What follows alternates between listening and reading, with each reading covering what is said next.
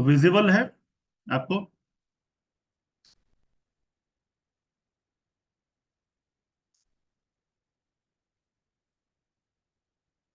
It is visible. So last class में मैंने आपको बताया था, we have discussed in detail various types of research design. Research design मैंने डिस्कस किया था, और किस टाइप की रिसर्च डिजाइन आपके प्रोजेक्ट में होनी चाहिए। Either it is exploratory, descriptive, diagnostic और हाइपोथेसिस टेस्टिंग रिसर्च। और हाइपोथेसिस टेस्टिंग रिसर्च को अगेन मैंने क्लासिफाई किया था कि before and after, after control, ये बेसिकली इनफॉर्मल और फॉर्मल रिसर्च डिजाइन हो सकते हैं। उसके बाद आपको क्लियर हुआ कि हाइपोथेसिस टेस्टिंग जो है वो क्या होता है और कैसे करके हो सकता है। मैंने आपको बताया था कि डेटा कलेक्शन या डेटा क्यों इंपॉर्टेंट होता है, और डेटा के कितने फॉर्म्स हो सकते हैं। ऑर्डिनल डेटा बताया था मैंने, नॉमिनल डेटा क्या होता है वो बताया था, बाइनरी फॉर्म ऑफ डेटा क्या होता है वो बताया था। थोड़ा सा आते हैं कि डेटा कलेक्शन रिसर्च में क्यों इंपॉर्टेंट है। That is the foremost question. Data collection इसलिए इंपॉर्टेंट होता है बिकॉज जो आपका फाउंडेशन स्टोन है वो डेटा से ही आता है। अगर आप हाइपोथेसिस टेस्टिंग की बात करते हैं, लाइक बिना डेटा कलेक्शन के हो नहीं सकता। वो एक फाउंडेशन ऑफ रिसर्च है जो कि आपको रॉ मटेरियल प्रोवाइड करता है रिसर्च के लिए, ठीक है। और ये डेटा ही होते हैं जिसके बेसिस में हम हाइपोथेसिस को टेस्टिंग करते हैं। सो वो एक डायरेक्शन प्रोवाइड करता है, लाइक एक डायरेक्शन प्रोवाइड करता है रिसर्च को। जब आप डिसीजन पे अराइव हो जाते हैं, whatever decision you take in the end, कि नल हाइपोथेसिस को एक्सेप्ट करना है या रिजेक्ट करना है, आप फिर आर्गुमेंटेटिव हो जाते हो डिसीजन रूल में। जैसे थर्ड वाला है सब्सटेनिंग रिसर्च आर्गुमेंट्स, तो उसके बाद आप रिसर्च में आर्गुमेंट करके कि नहीं, ये फॉल्स है, दूसरा वाला ट्रू है, तो हम इसको एक्सेप्ट करेंगे, रिजेक्ट करेंगे। इसलिए डेटा बहुत इंपॉर्टेंट हो जाता है। डेटा इसलिए इंपॉर्टेंट है क्योंकि वो आपके हाइपोथेसिस को वेरीफाई करने में मदद करता है, वेदर इट इज ट्रू और नॉट। हमको स्टैटिस्टिक्स को यूज करने में मदद करता है। It help also use to help in statistical utilization. अगर आप एक पर्टिकुलर हाइपोथेसिस को प्रूव कर देते हैं डेटा की मदद से, तो आप थ्योरी फॉर्मुलेट कर देते हैं, मतलब आप अपना एक थ्योरी बना देते हैं। बहुत सारे ऑथर्स हैं जिन्होंने की थ्योरी बनाया हुआ है।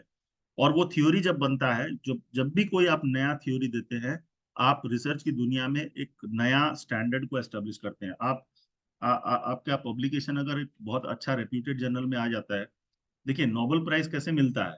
नोबेल प्राइज वैसे मिलता है कि अगर आपने एक लैब में काम किया या आपने रिसर्च में एक काम किया, और वो रिसर्च बहुत स्टैंडर्ड जर्नल में, लाइक नेचर के लेवल में जर्नल में अगर पब्लिश हो जाता है, एक सिंगल रिसर्च पेपर, राइट, उसके बेसिस में डिसीजन लिया जाता है कि अगर वो थ्योरी रियल में है, एस्टेब्लिश्ड है, तो उसके बेसिस में नोबेल प्राइज दिया जाता है। और वो एस्टेब्लिश होने से पहले कई बार माने रिजेक्ट भी होता है और रिवीजन में भी जाता है। जैसे आइंस्टाइन जब अपना थ्योरी दिए, या डाल्टन ने अपना थ्योरी फॉर्मुलेट किया, तो पहले रिजेक्शन ही आया था।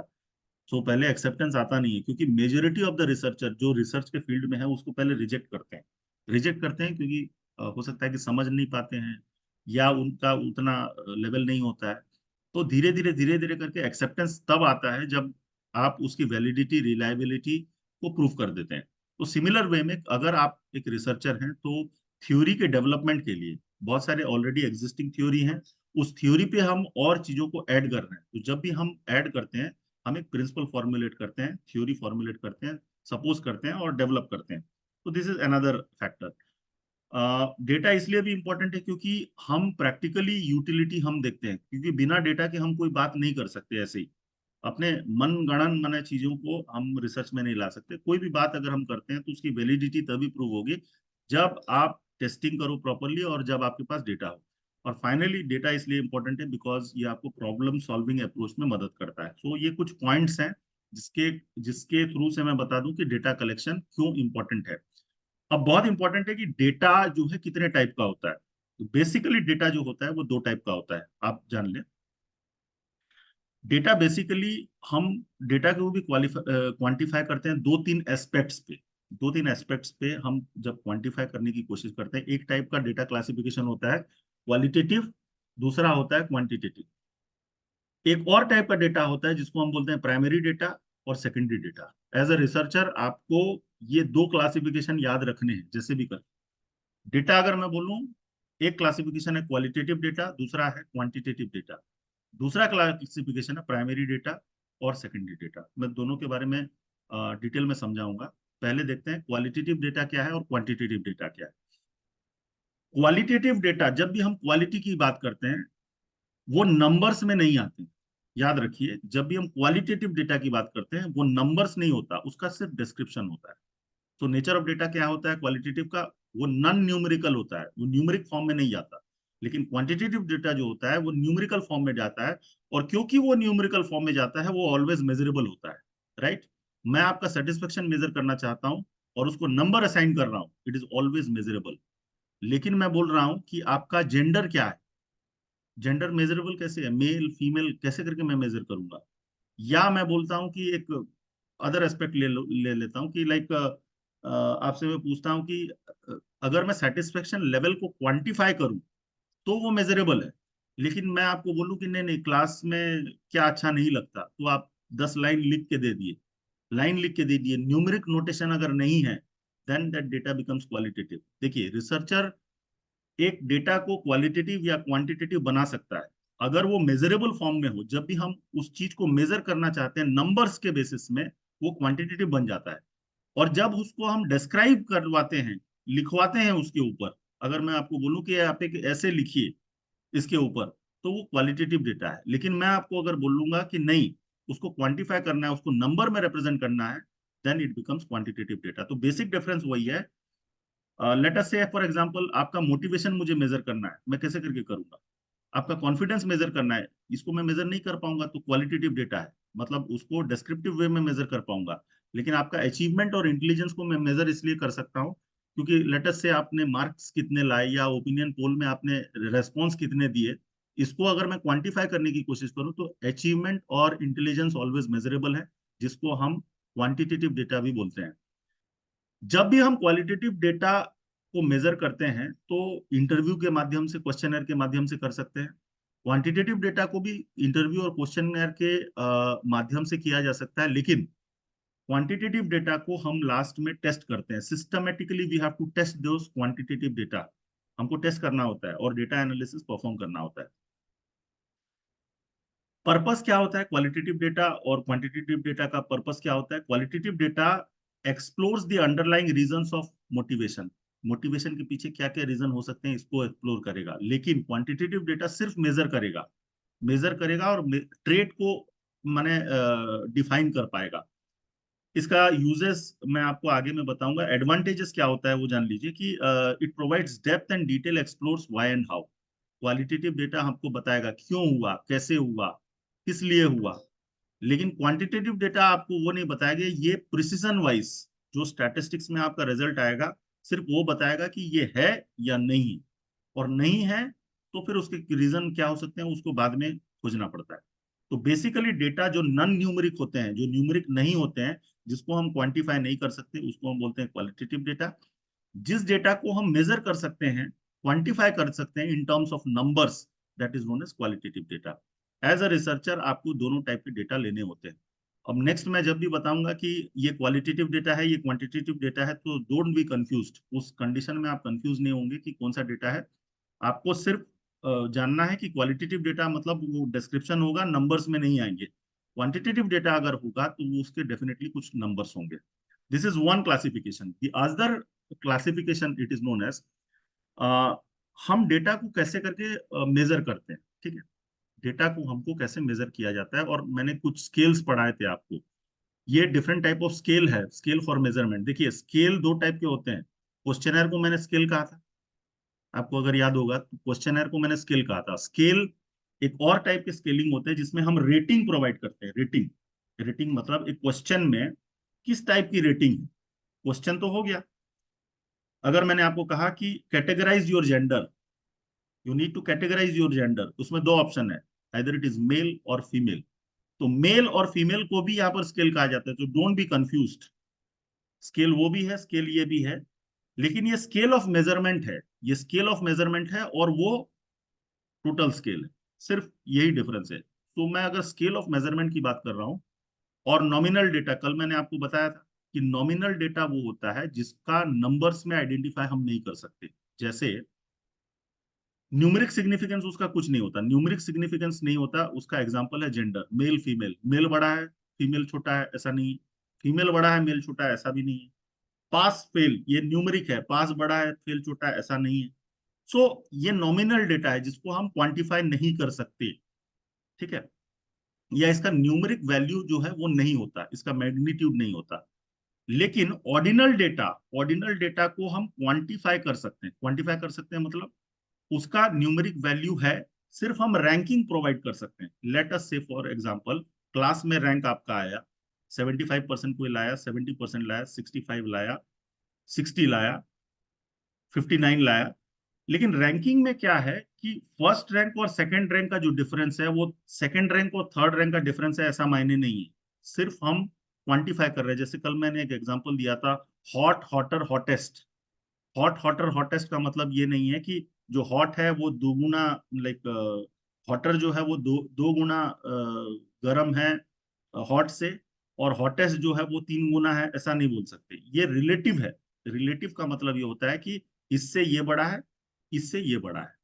तो हम क्लासिफाई कर रहे हैं, उसको हम बोलते हैं ordinal kind of measurement. Ordinal measurement उसको बोला जाता है।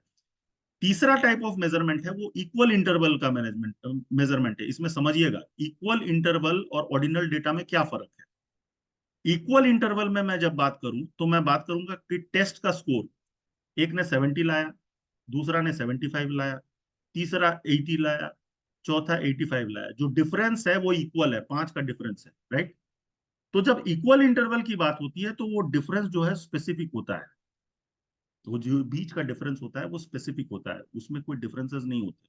तो जब हम रेंज की बात करते हैं, स्टैटिस्टिक्स की भाषा में जब हम रेंज की बात करते हैं तो हम कैसे लेते हैं range? Age group between 20 to 30, 20 से 30, 31 से 40, 41 से 50, ये इक्वल इंटरवल है। अगर मैं उस ढंग से अगर कैलकुलेट करूं, that it becomes equal interval. एक और डिफरेंट टाइप ऑफ स्केल होता है जिसको हम बोलते हैं ratio scale. What is ratio scale? Ratio scale का ट्रू जीरो वैल्यू होता है। What is true values? माने इसका इसका जो मैग्नीट्यूड होता है वो ट्रू वैल्यू होता है। Let us say for example, हम बोल रहे हैं 0 डिग्री टेम्परेचर। 0 डिग्री टेम्परेचर, यहाँ पर जीरो का वैल्यू है कि नहीं है?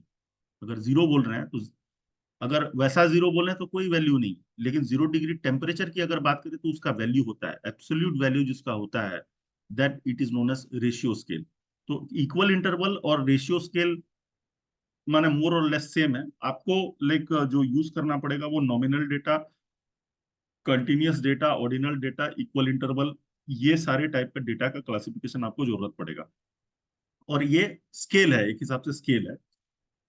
जब भी आप ये स्केल पे मेजरमेंट करते हैं, सपोज जेंडर को मेजर किया आपने तो नॉमिनल डेटा बन गया वो, ऑर्डिनल डेटा 1 2 3 4 5 किया तो वो ऑर्डिनल बन गया, इक्वल इंटरवल इस टाइप का मेजरमेंट किया तो इक्वल इंटरवल बन गया, रेशियो स्केल एब्सोल्यूट जीरो को मेजर किया तो वो रेशियो स्केल बन गया। ये सारी चीजों को आप एक क्वेश्चनर में लेके जाते हैं, राइट। आप इन सारी चीजों को क्वेश्चनर में लेके जाते हैं, माने आप क्वेश्चन ये करते हैं। कुछ कुछ इथिकल कंसिडरेशन है जब भी आप डेटा कलेक्शन करेंगे या डेटा कलेक्शन करते हैं, तो कुछ कुछ इथिकली कंसिडरेशन आपको रखना पड़ेगा। इथिकल कंसिडरेशन आपको रखना पड़ेगा इस सेंस में, बिकॉज जिससे आप डेटा मांगते हैं उसकी डिग्निटी, उसकी प्रोटेक्शन आपकी जवाबदारी है। उसको आप वॉल्यूंटरी पार्टिसिपेशन देंगे। वॉल्यूंटरी पार्टिसिपेशन मतलब, सपोज मैं एक रिसर्च कंडक्ट, मैंने एक आईसीएसएसआर का प्रोजेक्ट लिया था जिसपे कि एचआईवी एड्स पेशेंट के ऊपर मैं काम कर रहा था। तो मेरी जवाबदारी ये हो जाती है कि एचआईवी एड्स पेशेंट जो भी है उनका नाम जो है वो गुप्त रखा जाए, उनका कॉन्फिडेंशियलिटी गुप्त रखा जाए, उनका पार्टिसिपेशन जो है वॉलंटरी किया जाए। ऐसा नहीं है कि मैं रिसर्च कर रहा हूँ तो आपको डेटा देना जरूरी ही है, ऐसा बिल्कुल मैं नहीं कर सकता। अगर आपका स्वेच्छा है और ये क्वेश्चन हम पूछ रहे हैं, अगर आपका स्वेच्छा के रूप में अगर आप देना चाहते हैं, फ्री विल में अगर आप देना चाहते हैं तो दैट इज फाइन। और डेटा देने के बाद भी आपका जो नाम है, आपका जेंडर है, एज है, whatever it is associated with it, it should be kept confidential. ये एश्योरेंस आपको एज अ रिसर्चर देना होता है। दूसरा चीज ये कि you have to avoid the privacy violation. कोई भी आप ऐसा क्वेश्चन नहीं पूछेंगे जो उसके स्वाभिमान को ठेस पहुंचाए या उसके लाइक पर्सनल चीजों को हर्ट करे। ऐसा कोई भी क्वेश्चन आप नहीं पूछेंगे, या दूसरा कंटेम्प्ट रिलेटेड कोई भी क्वेश्चन उसमें आप नहीं पूछेंगे। ऐसा लिख के देना पड़ता है और ऐसा रिसर्चर को करना ही होता है। Let us say for example, आप कितने गरीब हैं या आपके कितने अमीर हैं, इस टाइप का क्वेश्चन लाइक अवॉइड करना चाहिए, माने जब आप क्वेश्चनर बनाते हैं तो। फिर आपका इंडिविजुअल और सुपरवाइजरी रेस्पॉन्सिबिलिटी भी है। इंडिविजुअल रेस्पॉन्सिबिलिटी क्या है कि आप उनको समझाएं कि क्वेश्चनर अगर है वो कहीं फंस जाए तो आपका सुपरवाइजरी रेस्पॉन्सिबिलिटी भी है कि आप सुपरविजन करके बताएं उनको। Next is consultation on ethics statement. Ethical way में करना है सारी चीजें। You have to deal in ethical manner. Ethics के बियॉन्ड जाके डेटा कलेक्शन नहीं करना है। और जब भी हम क्वेश्चनर फॉर्मुलेट करते हैं, एक पैराग्राफ लिखते हैं कि मैं इस पर्पज से ये डेटा कलेक्शन करना चाह रहा हूँ। सपोज आप अपने संस्था में भी कलेक्शन करेंगे तो आपको डिटेल देना होता है कि इस रिसर्च टॉपिक पे मैं काम कर रहा हूँ, ये मेरे पीएचडी सॉरी या ये मेरे एमबीए प्रोजेक्ट से रिलेटेड है, और मैं जो भी टॉपिक आप करेंगे इस पे मैं डेटा कलेक्शन इसलिए कर रहा हूँ क्योंकि मुझे प्रोजेक्ट सबमिट करना है। अगर आप प्रतिभागी बनते हैं, आप अगर आप कैंडिडेचर या एक्सेप्ट करते हैं इस चीज का, तो आपका नाम कॉन्फिडेंशियल रखा जाएगा और आपकी ये क्वेश्चनर कहीं पर भी डिस्ट्रीब्यूट या लीक नहीं होगी। इस टाइप का डिक्लेरेशन आपको देना होता है, और क्वेश्चनर में आपको इन सारी चीजों का ध्यान रखना होता है। और जब डेटा आप कलेक्शन करें तो respect of the participants, participants का रेस्पेक्ट को आप बजाय रखें। Because without respect again that is a flaw, वो फ्लॉ हो जाता है। अब थोड़ा सा डिस्कस करेंगे कि डिफरेंट मेथड्स क्या क्या वो मेथड्स हैं जिससे कि हम डेटा कलेक्शन कर सकते हैं। The very first method it is known as questionnaire method. मैं बहुत डेप्थ में नहीं जाऊंगा कि कौन सा मेथड क्या है, जो इंपॉर्टेंट मेथड्स है उसका मैं डिस्कस करूंगा, बाकी आपकी बुक्स में दिया है। क्वेश्चनर मेथड क्या होता है कि हम एक सीरीज ऑफ क्वेश्चन बनाते हैं। जैसे कि मैंने आपको कहा कि आपके 5 वेरिएबल हैं, 5 वेरिएबल के अंदर फर्स्ट वेरिएबल में आपने 5 क्वेश्चंस रखे, सेकंड वेरिएबल में आपने 10 क्वेश्चंस रखे, थर्ड वेरिएबल में 5 क्वेश्चंस रखे। अकॉर्डिंगली आप क्वेश्चन फॉर्मुलेट कर देंगे, और एसेंशियली वो क्वेश्चन वो होंगे जो पहले से बन चुका हो। वो उसको हम एस्टेब्लिश स्केल बोलते हैं, जो पहले से बन चुका है। जो नहीं बना है आपको एस्टेब्लिश करना है, उसमें बड़ी दिक्कतें हैं, क्योंकि वो हो सकता है कि अप्रोप्रिएटली फिट ना बैठे, आपका एक्सपीरियंस उतना ना हो जिससे कि आप वो क्वेश्चन को बना सकें। तो there are number of problems. Questionnaire method में क्या होता है कि आप सर्वे करेंगे। एक एग्जांपल दे रहा हूं कि आप सर्वे करेंगे college students about their study habits. उनके स्टडी हैबिट के ऊपर आपने ऑनलाइन फॉर्म बना दिया, क्वेश्चनर में डाल दिया, या मेल से भेज दिया, या पोस्ट से भेज दिया, दैट इज क्वेश्चनर मेथड। ये एक मेथड हो सकता है कि क्वेश्चनर आपने तैयार किया, आपने भेज दिया, भेज देने के बाद एक सर्टेन पीरियड ऑफ टाइम के बाद उस क्वेश्चनर को आपने कलेक्ट कर लिया। ये एक मेथड है। सेकंड मेथड है इंटरव्यू मेथड। इंटरव्यू मेथड में क्या होता है, आपको डायरेक्ट कम्युनिकेशन करना है, और ये in depth medium of data collection है। ये फेस टू फेस है, आप जाएंगे, उनका इंटरव्यू करेंगे, इंटरव्यू करके वो लाएंगे, then it becomes interview method. ठीक है, सो ये टाइम कंज्यूमिंग है। इंटरव्यू मेथड जब आप भी करते हैं तो वो टाइम कंज्यूमिंग प्रोसेस है, बिकॉज सभी रेस्पोंडेंट से आपको सभी क्वेश्चंस को करने होंगे और उनका टाइम लेना होगा। This is interview method. Third method जो होता है वो ऑब्जर्वेशन मेथड होता है। ऑब्जर्वेशन मेथड का मतलब ये होता है कि आप एक सर्टेन फेनोमेनन को ऑब्जर्व करते हैं और नेचुरल सेटिंग में, और आप उसका बिहेवियर या रेस्पॉन्स को नोट करते हैं। से फॉर एग्जांपल एक बात कर रहा हूँ कि कोई भी मुद्दा, जैसे लाइक पॉलिटिकल अभी चीजें चल रही हैं, तो पॉलिटिक्स के ऊपर में आपने एक बात छेड़ दिया, लाइक एक टॉपिक छेड़ दिया। उसके बाद आप एक्सप्रेशंस को नोट करना चाह रहे हैं कि कौन आदमी कैसा सोच रहा है, उसका इंक्लिनेशन कैसे है। और किसी से आप कुछ नहीं बोल रहे हैं कि मैं डेटा कलेक्शन कर रहा हूँ, but on the basis of your observation कि वो अगला क्या सोच रहा है, अगला क्या नहीं सोच रहा है, उसके बेसिस में आप ऑब्जर्वेशन नोट करते जाएं। That is known as observation method. कई बार मार्केटिंग टूल्स जब हम पढ़ते हैं, लाइक प्रोडक्ट जब नया लॉन्च होता है, कोई भी प्रोडक्ट जब नया लॉन्च होता है और कमर्शलाइजेशन होने से पहले उस प्रोडक्ट का टेस्ट ट्रायल दिया जाता है, टेस्ट मार्केटिंग किया जाता है डिफरेंट सिटीज में। जैसे कोई भी प्रोडक्ट लक्स जैसे लॉन्च हुआ था for the first time, it was launched in 4 major cities, और 4 मेजर सिटीज में फ्री ट्रायल देने के बाद रेस्पॉन्स को नोट किया गया। तो जनरल बातचीत हुई, जनरल बातचीत में उन्होंने जो रेस्पॉन्स दिया वो ऑब्जर्वेशन के माध्यम से कलेक्ट किया गया। मतलब कोई अपना मुंह बनाएगा कि नहीं नहीं अच्छा नहीं है, अच्छा नहीं लगा, मजा नहीं आया। So on the basis of that dialogue के माध्यम से आप जब कलेक्शन करते हैं, कंज्यूमर के बिहेवियर को स्टडी करते हैं, कोई भी उनका ओपिनियन नोट करते हैं, that is known as observation method. Observation method में स्ट्रक्चर्ड क्वेश्चंस नहीं होते, सिर्फ डिस्कशन को इनिशिएट किया जाता है। Another method it is known as checklist method. Checklist जैसा कि आप जानते हैं कि एक नंबर ऑफ चेक बॉक्सेस बनाया जाता है कि आपको अच्छा लगा क्या, अच्छा नहीं लगा तो कौन सा एस्पेक्ट अच्छा नहीं लगा, आपको टिक करना है। चेकलिस्ट है नहीं है क्या है, तो एक बुकलेट टाइप का बनता है वो। और ये सेफ्टी प्रोटोकॉल्स, से for example monitoring safety protocols in factory setting, checking of compliances items. Safety protocols के अंदर एक चेकलिस्ट बन गया कि क्या आप हेलमेट पहन के आते हैं अंदर, क्या आपकी सिक्योरिटी है, फायर सेफ्टी मेजर्स अवेलेबल हैं, यस नो के ऑप्शंस में आप कर सकते हैं, दो तीन डिफरेंट ऑप्शंस में आप कर सकते हैं। Another method it is known as rating scale. Rating scale हम तब देते हैं जब हम वैल्यू असाइन करते हैं 1 से 5 तक, एक particular scale accessing student participation in the class on a scale of 1 to 5। Student कैसे पार्टिसिपेट कर रहे हैं, वेरी पार्टिसिपेटिव हैं, लेस पार्टिसिपेटिव हैं, 1 से 5 तक मैं रेट करके उनका रेस्पॉन्स को मेजर करूं, that is known as rating scale. Case study method भी होता है। What is case study method? Case study method में इन डेप्थ स्मॉल ग्रुप्स बनाए जाते हैं और एक केस को डिस्कस किया जाता है। ठीक है, आपके देखेंगे रिसर्च मेथोडोलॉजी में बहुत सारे केस स्टडी दिए हुए हैं इन the end of the book. वो केस स्टडी को आप पढ़ें। केस स्टडी को आप पढ़ेंगे तो आपको समझ में आएगा कि केस क्या था और उसका आउटकम क्या निकला। On the basis of that बहुत सारी चीजें क्लियर हो जाती हैं। तो एक केस डिस्कस किया जाता है, on the basis of that response collect किया जाता है। ठीक है, and finally through schedules. What is schedule? Schedule और क्वेश्चनर में क्या अंतर होता है वो मैं आपको बता रहा हूँ। शेड्यूल और क्वेश्चनर प्राय एक ही चीज है, सिर्फ एक अंतर है उसमें। क्वेश्चनर को आप भेज देते हैं अपने से भेज देंगे, मान लो आपने गूगल फॉर्म बनाया, मेल से भेज दिया, या व्हाट्सएप ग्रुप में डाल दिया, या फिजिकल प्रिंट आउट ले लिया और किसी के हाथ में भिजवा दिया और ये डिस्ट्रीब्यूशन करवा दिया, और एक स्पेसिफिक पीरियड ऑफ टाइम के बाद उसको कलेक्शन भी करवा लिया।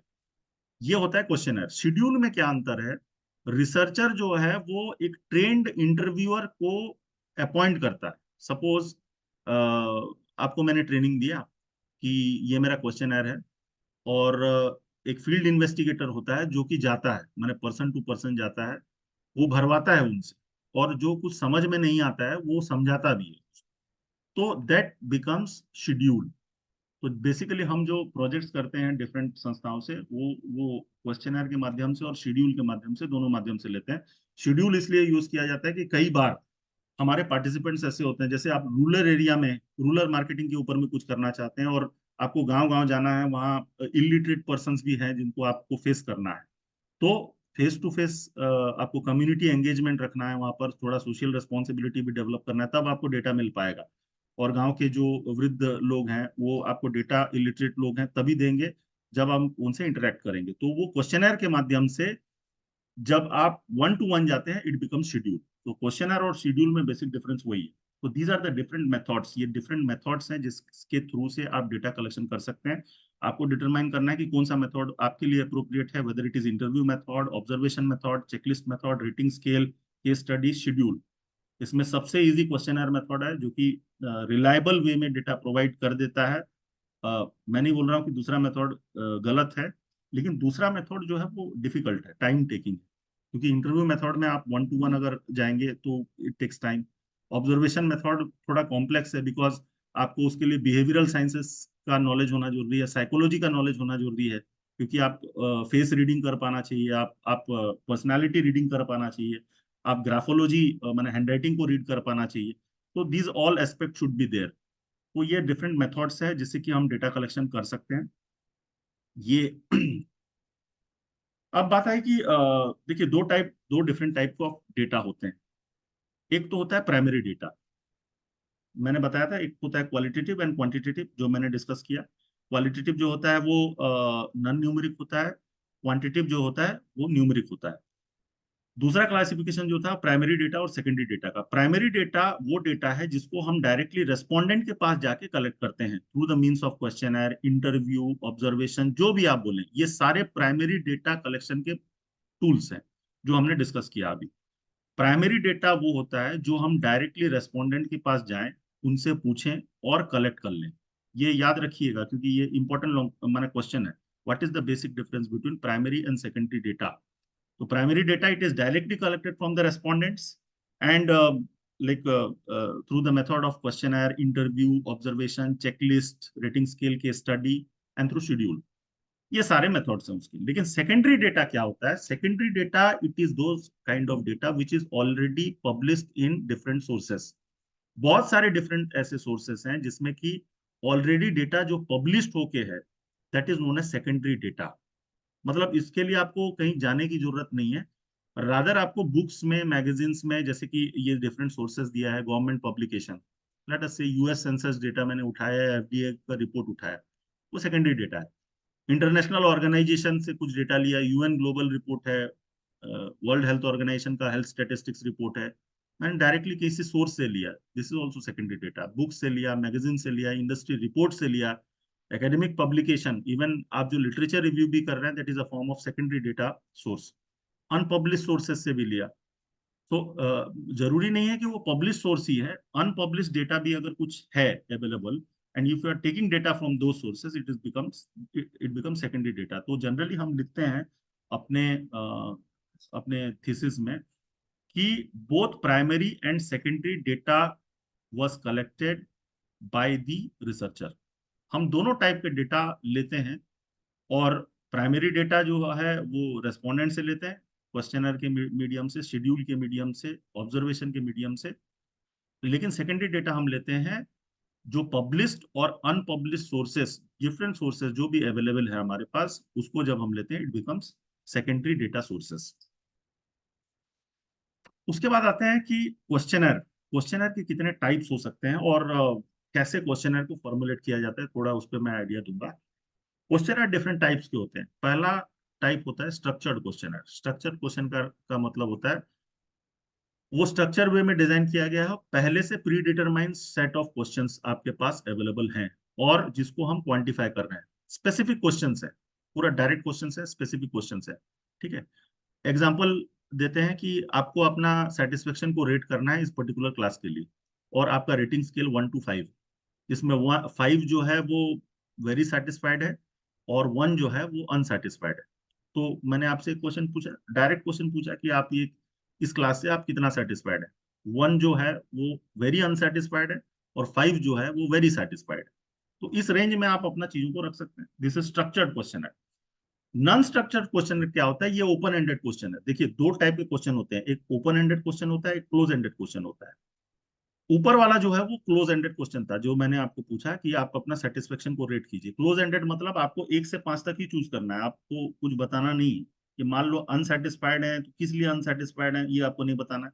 अगर आप बहुत सेटिस्फाइड हैं तो किस लिए बहुत सेटिस्फाइड है, ये भी आपको नहीं बताना है। This is close ended. Researcher क्या करता है, बांध देता है उनको, माना एक पर्टिकुलर पॉइंट से दूसरे पर्टिकुलर पॉइंट तक, राइट। नॉन स्ट्रक्चर्ड क्वेश्चनर में क्या होता है, आपको बंधन नहीं है। Let us say example, what are your thoughts on remote work, work from home जो हो रहा है उसके बारे में आप क्या सोचते हैं। आईटी प्रोफेशनल को जो वर्क फ्रॉम होम दिया गया, बहुत सारे रिसर्च उस पर कंडक्ट हुए, उसके बारे में प्रोफेशनल्स का क्या थिंकिंग है। इसमें आप बंधन कुछ नहीं है कि 1 से 5 तक आपको देना है, ऐसे बंधन नहीं है। This is non structured questionnaire, और इसको बोलते हैं ओपन एंडेड क्वेश्चनर। पहला वाला क्लोज एंडेड था, दूसरा वाला ओपन एंडेड। देखिए, क्लोज एंडेड जो फॉर्म होते हैं उसको हम डिफरेंट टाइप से क्लोज कर सकते हैं। पहले तो 1 से 5 तक क्लोज किया मैंने, लेकिन दूसरा रेस्ट्रिक्टेड क्वेश्चन है, सिर्फ यस नो में मैंने अगर बांध दिया उसको, do you own a car, क्या आपके पास एक कार है, यस नो। तीसरा कुछ नहीं है, खरीदने वाला हूं या था, बेच दिया, इट डज नॉट मैटर।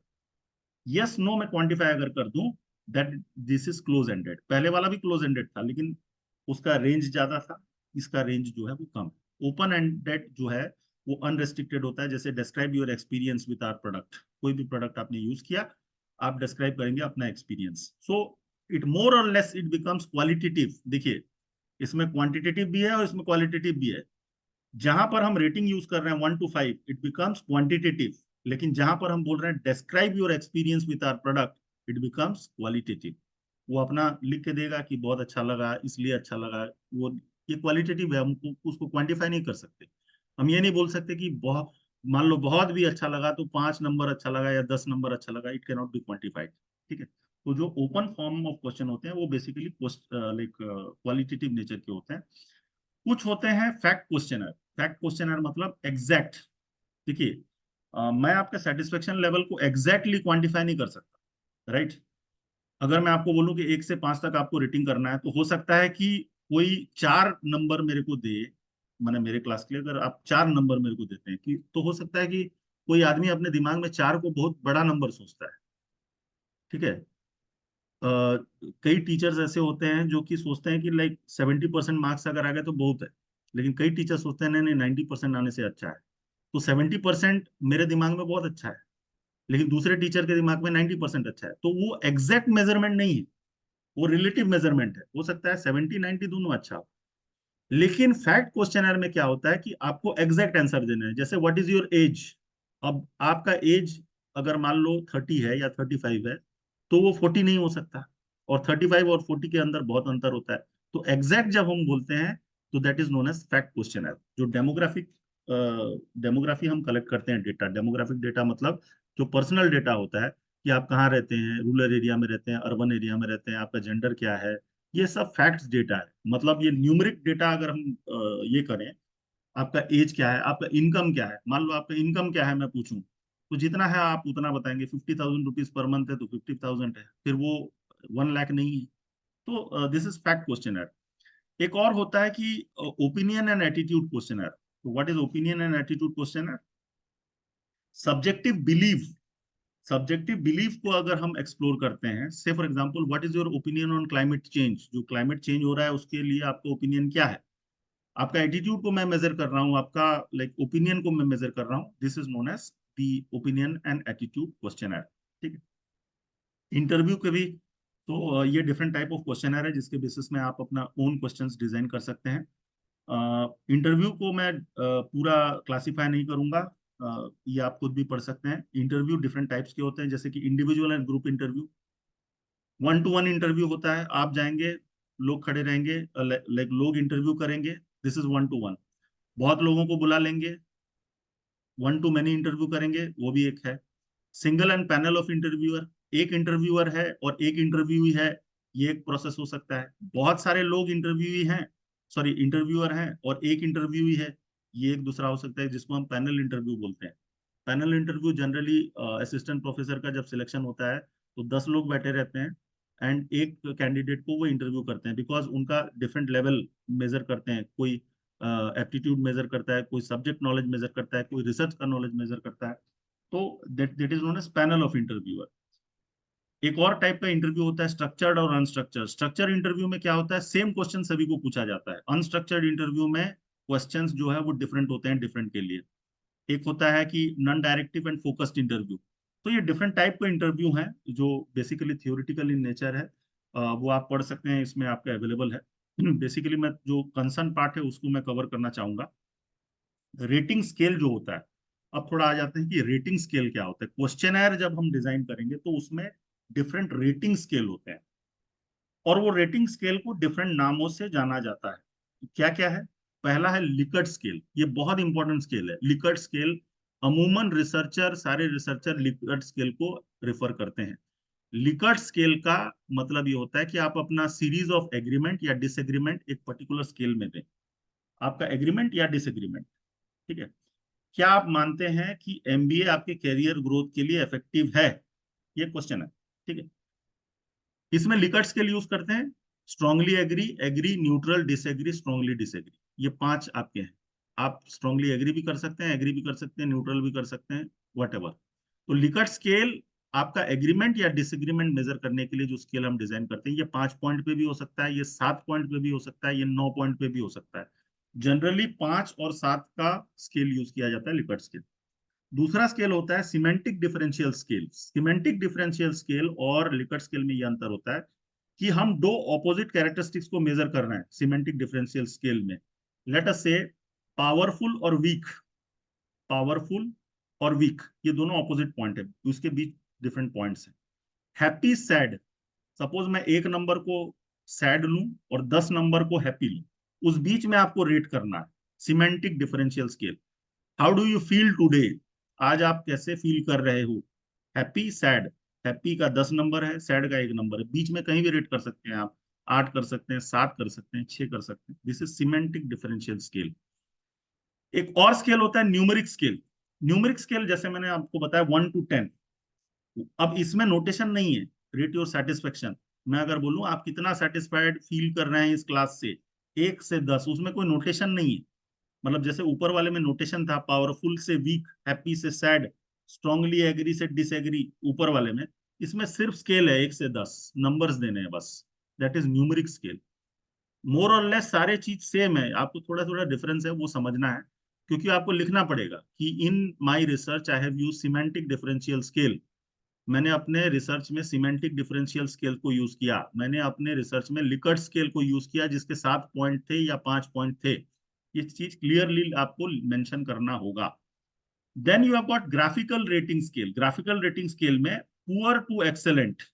इसमें क्या होता है, देखिए ग्राफिकल रेटिंग स्केल में आपको एक ग्राफ दिया जाता है, ग्राफ टाइप का ये होता है जिसको आपको मार्क करना होता है एक पॉइंट लाइन से, पुअर से एक्सेलेंट। और ग्राफिकल रेटिंग स्केल, सपोज मैं एक ग्राफिकल रेटिंग स्केल डिजाइन करूं कि आपका एवरेज मार्क्स कितना रहा, आप सभी स्टूडेंट्स का एवरेज मार्क क्लास में कितना रहा, और मैं क्या करूंगा, सभी के परसेंटेज को लूंगा या सभी के मार्क्स को लूंगा और divided by that number of students कर दूंगा। मान लो 100 स्टूडेंट है, 100 स्टूडेंट के परसेंटेज को मैंने लिया और जो भी मेरा एग्रीगेट स्कोर आया उसको मैंने 100 से डिवाइड कर दिया। तो उस बेसिस में मुझे एक मीन स्कोर मिल जाएगा। अब वो मीन स्कोर को नॉर्मली डिस्ट्रीब्यूशन कर्व में अगर मैं फिट करूंगा तो एक मेरे को ग्राफ मिलेगा कि मैक्सिमम स्टूडेंट जो है वो बीच में आएंगे, फिर मिनिमम इधर आएंगे, और हो सकता है कि कोई एक्सेप्शनल हो तो ग्राफ से बाहर भी चले जाए। This is known as graphical rating scale.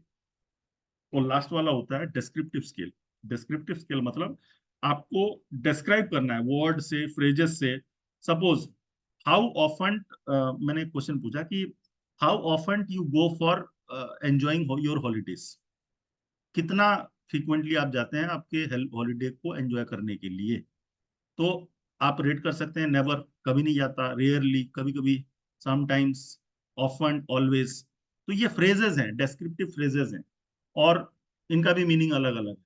Like, तो एक रिसर्चर, बीइंग अ रिसर्चर, आप डिफरेंट टाइप के रेटिंग स्केल को रिसर्च में यूज करते हैं और अपने क्वेश्चनर को बनाने के लिए डिफरेंट टाइप ऑफ स्केल्स आपके पास जो है वो अवेलेबल है।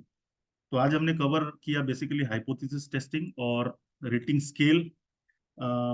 होपफुली आप क्लियर होंगे, चैट बॉक्स में थोड़ा लिख के बताएंगे।